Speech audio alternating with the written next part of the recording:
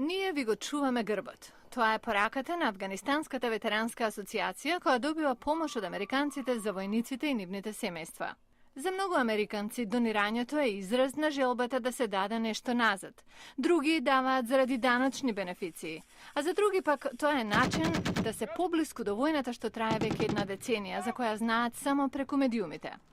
Тим Ембре од Асоциацијата на ветерани од Ирак и Афганистан вели: Кога ги започнавме овие конфликти, многу луѓе се враќаат дома без ништо. Добротворните групи ускокнаа во празнината зашто потребата беше очигледна. Таа празнина сега е пополнета со над 1400 ветерански групи кои аплицирале за статус на непрофитни организации, ослободени од плаќање данок. Една од ветеранките што станала волонтер, Кристен Мурдок, вели: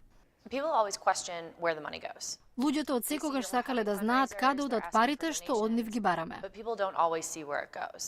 Одговорот на ова прашање од Бенет Вајнер од надзорната дивизија на добротворните организации, Бирото за подобар бизнис.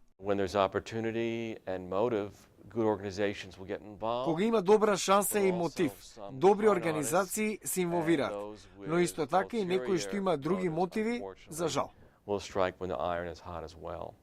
The U.S. Navy Veterans Association serves military personnel across the nation.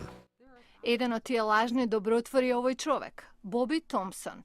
Обвинет е за кражба, перење пари и корупција, зашто наводно користел украден идентитет од морнарички ветеран за креирање лажна непрофитна група, на која и дал име Асоциација на ветерани на Американската морнарица.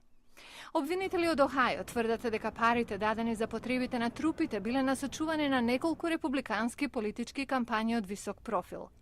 Учесниците во оваа измама уделе на настани каде можат да се сликаат со високи личности заради градење кредибилност на нивната лажна група. Томсон проневерил близу $100 милиони и се уште е во бегство.